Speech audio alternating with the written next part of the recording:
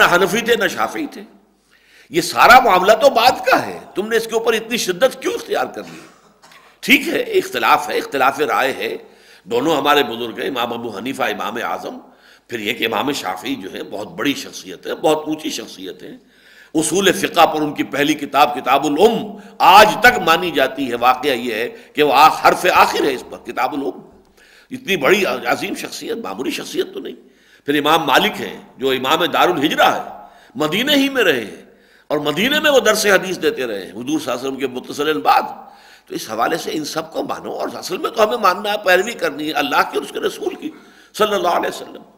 آخر امام ابو حنیفہ بھی یہی کہتے ہیں کہ اگر میرا کوئی قول تمہیں اس کے خلاف، اگر حدیث رسول صحیح مستند مل جائے اس کے خلاف، تو میرے قول کو دیوار پر دے مارو، اس لیے کہ حدیث رسول کے مقابلے میں تو کسی کا قول کھڑا نہیں رہ سکتا. اس حوالے سے ٹھیک ہے، آراء بن گئی ہیں، مختلف فقہ مرتب ہو گئی ہیں. آپ اگر کسی ایک فقہ کو مینلی فالو کر رہے ہیں تو بھی کوئی حرام بات نہیں ہے، اس لیے کہ وہ بھی در حقیقت مستنبط ہے کتاب و سنت سے. لیکن اس میں وہ سختی کہ گویا کہ بس حق صرف حنفیت ہے یا حق صرف مالکیت ہے یا حق صرف جو ہے وہ شافعیت، یہ بات غلط ہے. تو بالکل اسی طرح کہا جا رہا ہے وما انزلت التوراۃ والانجیل الا من بعدہ، تورات اور انجیل تو نہیں نازل ہوئی مگر ابراہیم کے بعد. افلا تعقلون، تو کیا تم عقل سے کام نہیں لیتے؟ ہاں انتم ہؤلاء حاججتم فیما لکم بہ علم، دیکھو تم وہ لوگ ہو جنہوں نے بہت کچھ حجت بازی کی ہے ان چیزوں کے بارے میں جن کے بارے میں تمہارے پاس کچھ علم ہے. فَلِمَ تُحَاجُّونَ فِيمَا لَيْسَ لَكُمْ بِهِ علم، تو تم ان چیزوں کے بارے میں کیوں محاجہ کر رہے ہو، کیوں حجت بازی کر رہے ہو، کیوں دلیل بازی سے کام لے جس کے بارے میں تمہارے پاس کوئی علم ہی نہیں ہے. ابراہیم در حقیقت ان کا دین کیا تھا؟ ابراہیم کے صحف کہاں ہیں؟ تمہارے پاس بھی نہیں ہے. صحف ابراہیم و موسیٰ، تم صحف موسیٰ تو لیے پھر رہے ہو، دی 5 books جن کو کہتے ہیں، یہ اولڈ ٹیسٹامنٹ کی پرانی پہلی 5 کتابیں، وہ صحف ابراہیم کہاں ہیں؟ وہ تو کہیں دنیا میں نہیں ہے. اس حوالے سے جن چیزوں کا کہ کوئی علم تمہارے پاس نہیں، جس کے لیے کوئی بنیاد تمہارے پاس نہیں، جس کے لیے کوئی سند تمہارے پاس نہیں، ان کے بارے میں کیوں جھگڑتے ہو؟ ما کان ابراہیم یہودیم ولا نصرانیہ. اب یہ ظاہر بات ہے اس پوری بحث میں سے جس سے کوئی شخص انکار نہیں کر سکتا، جیسا کہ میں نے ابھی عرض کیا کہ محمد الرسول اللہ صلی اللہ علیہ وسلم نہ حنفی تھے، نہ مالکی تھے، نہ شافعی تھے، نہ حنبلی تھے، بلکہ ہم یہ بھی کہہ سکتے ہیں نہ سنی تھے اور نہ شیعہ تھے، کچھ بھی نہیں تھے. یہ تو سب چیزیں بعد کی پیداوار ہے، ساری تقسیمیں بعد میں ہوئی ہیں. اسی طریقے سے بات کہی جا رہی ہے ما کان ابراہیم یہودیا ولا نصرانیا ولکن کان حنیفا مسلما. ابراہیم تو نہ تو یہودی تھے نہ نصرانی تھے، بلکہ وہ تھے یکسو مسلم، فرما بردار، اللہ کے بندے، اللہ کی اطاعت کرنے والے، یکسو ہو کر، حنیفا، کوئی بھی اس میں آلائش.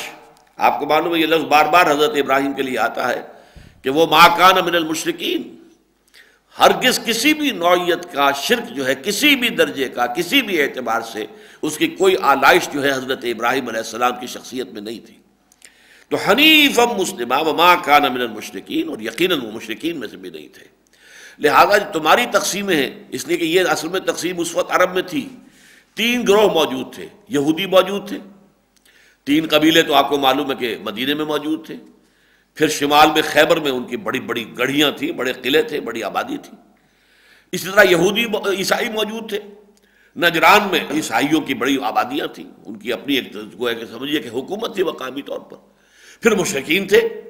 لہذا ان تینوں میں سے، تینوں گروہوں سے بلندتر شخصیت ہے ابراہیم کی علیہ الصلوۃ والسلام.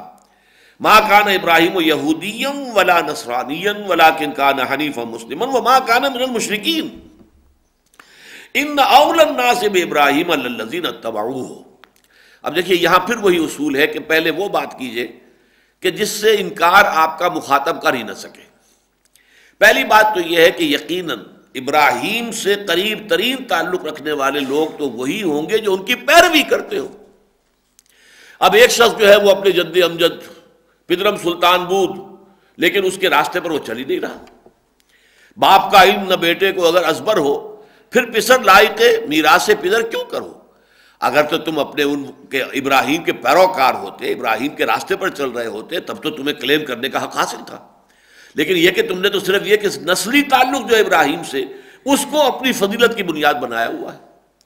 تو فرمایا ان اول الناس، اولا یہ ولی سے، ولی یہ تو صفت مشبہ ہو گیا، اور اولا افعل کے وزن پر، اکبر، اعظم، سب سے بڑا ولی، سب سے زیادہ قربت رکھنے والا ابراہیم کے ساتھ تو وہی ہوگا کہ جو اس کی پیروی کرتا ہو۔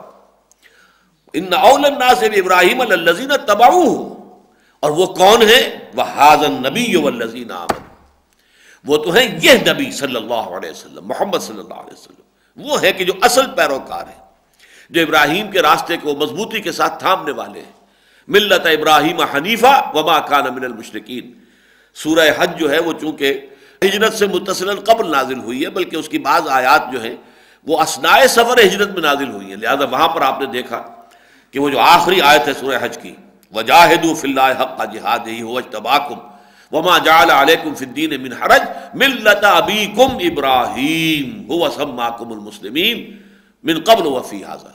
تو یہ ابراہیم جو ہے ان کے طریقے پر وہ تو ہے محمد صلی اللہ علیہ وسلم والذین آمنوا، اور وہ لوگ جو ان پر ایمان لائے، جو محمد پر ایمان لائے صلی اللہ علیہ وسلم۔ واللہ ولی المؤمنین، اور اللہ یقیناً ولی ہے صاحب ایمان لوگوں کا، ان کا مددگار ہے، ان کا پشت پناہ ہے، ان کا حمایتی ہے، ان کا ساتھی ہے، ان کی حفاظت کرنے والا ہے۔ واللہ ولی المؤمنین۔ اب اس کے بعد کتاب کا رخ ہے جو مسلمانوں کی طرف ہے کہ مسلمانوں یہ لوگ تلے ہوئے ہیں تمہیں گمراہ کرنے پر، اور مسلمانوں میں سے بھی یہاں خاص طور پر مراد اوس اور خزرج کے لوگ ہیں۔ یہ لوگ چونکہ مدینے ہی میں رہتے تھے، مدینے میں یہودی موجود تھے، یہود میں علماء تھے، ان کے مفتی حضرات ہوتے تھے، ان کے پاس کتاب تھی، شریعت تھی، ان کے ہاں قاضی معین تھے، تو وہ گویا کہ یوں سمجھیے کہ زیادہ سویلائزڈ وہ لوگ جو ہیں ان کے اندر تمدن زیادہ تھا، تو اس حوالے سے یہ لوگ مرعوب تھے، اوس اور خزرج، اگرچہ ویسے قوت ان کی زیادہ تھی، سیاسی طور پر جو ہے وہ غالب تھے یہودیوں کے اوپر، اور یہودیوں کے اوپر زیادہ طاقتور تھے، لیکن یہ کہ تمدنی اعتبار سے، تہذیبی اعتبار سے مرعوب تھے ان سے، لہذا انہوں نے پورا ایڑی چوٹی کا زور لگایا ہوا تھا کہ یہ اوس اور خزرج میں سے جو لوگ ایمان لے آئے ہیں محمد پر صلی اللہ علیہ وسلم، انہیں واپس ریکلیم کریں اور انہیں واپس ان کے اپنے آبائی دین کی طرف لے جائیں۔ وَدَّتْ طَائِفَةٌ مِّنْ أَهْلِ الْكِتَابِ لَوْ يُضِلُّونَكُمْ، اے مسلمانوں یہ اہل کتاب میں سے ایک گروہ جو ہے وہ اس پر تلا ہوا ہے، اسے یہ بات بہت محبوب ہے کہ وہ تمہیں گمراہ کر دے، تمہیں ہٹا دے، تمہیں بچلا دے، تمہیں لے جائے تمہارے دین سے واپس۔ وَمَا يُضِلُّونَ إِلَّا أَنفُسَهُمْ وَمَا يَشْعُرُونَ، اور وہ نہیں گمراہ کر رہے مگر صرف اپنے آپ کو، یعنی اس دشمنی کی وجہ سے وہ اپنی عاقبت برباد کر رہے ہیں، اپنے آپ کو تباہ کر رہے ہیں، اپنی اخروی زندگی میں عذاب جو ہے اس کے اندر اضافہ کر رہے ہیں۔ وما یشعرون، لیکن انہیں اس کا شعور نہیں ہے، انہیں اس کا احساس نہیں کہ کر کیا رہے ہیں وہ۔ اصل میں جب مت ماری جاتی ہے لوگوں کی تو وہ سمجھتے ہیں کہ ہم کوئی بہت اچھا کام کر رہے ہیں، جبکہ حقیقت میں ان کے اندر ان جو کام وہ کر رہے ہوتے ہیں گویا کہ اپنی قبریں خود اپنے ہاتھوں کھود رہے ہوتے ہیں۔ یا اہل الکتاب، اب دیکھیے یہاں پر بڑا پیشنیٹ انداز ہے، اس کی وجہ کیا ہے کہ جیسے وہ کہاوت ہے کہ خدا پنج انگوش یکساں نہ کرد، نہ ہر زن زنست و نہ ہر مرد مرد، تو اسی طرح یہودی بھی سب برابر نہیں تھے، ان میں کچھ لوگ تھے جن کے اندر کوئی نیکی تھی طبیعت کی، جیسے آج بھی ہم کہتے ہیں کہ علماء جو ہیں عام طور پر تو پروفیشنل علماء ہیں جن کے لیے مذہب ایک پیشہ بن گیا ہے، ظاہر بات ہے کہ اس کی وجہ سے جو خرابیاں آ گئی ہیں تو عام طور پر علماء کے اندر وہ خرابیاں موجود ہیں، لیکن اس کا یہ مطلب نہیں ہے کہ اہل حق علماء حقانی موجود ہیں، اور وہ لوگ جو ہیں واقعتاً وہ نمایاں نہیں ہوتے، وہ سٹیجز کے اوپر آپ کو ناچتے ہوئے نظر نہیں آتے، تو یہ لوگ تھے موجود، یہود کے اندر بھی کچھ نہ کچھ ایسے لوگ موجود تھے۔ تو جب قرآن اس طرح کی پیشنیٹ اپیل کرتا ہے تو در حقیقت اس وقت مخاطب وہ ہوتے ہیں ان کے کہ جن لوگوں میں کچھ خیر کا مادہ ہے، کچھ وہ بات سننے کے لیے تیار ہیں۔ یا اہل الکتاب لما تکفرون بآیات اللہ وانتم تشہدون، اے کتاب والو کیوں تم انکار کرتے ہو اللہ کی آیات کا جبکہ تم خود گواہ ہو، تمہارا دل گواہی دے رہا ہے کہ یہ قرآن حق ہے۔ یعرفونہ کما یعرفون ابناءکم، کب تک اپنے اس تعصب اور عصبیت جاہلیہ کے خول کے اندر اپنے آپ کو بند رکھو گے؟ لما تکفرون بآیات اللہ وانتم تشہدون، کیوں جھٹلا رہے ہو، کیوں تکذیب کر رہے ہو اللہ کی آیات کی، حالانکہ تم منتظر تھے، اور تمہارے قرب کی وجہ سے یہ اوس اور خزرج کے لوگ جو ہیں ایمان لے آئے کہ تم سے سنا کرتے تھے کہ نبی آخر الزمان کا ظہور قریب ہے، آخری نبی آنے والا ہے، جب ہم اس کے ساتھ ہو کر تم سے لڑیں گے تو تم ہمیں دبا نہیں سکو گے، ابھی تو تم دبا لیتے ہو ہمیں۔ یہ دھمکیاں وہ دیا کرتے تھے اوس اور خزرج کو، لیکن وہ وقت آ گیا ہے، لیکن وہ نبی آ گئے، تم نے ان کو رد کر دیا، تم یہ سمجھتے تھے کہ بنی اسرائیل ہی میں سے ہوں گے وہ، اس لیے کہ جب 2000 برس سے نبی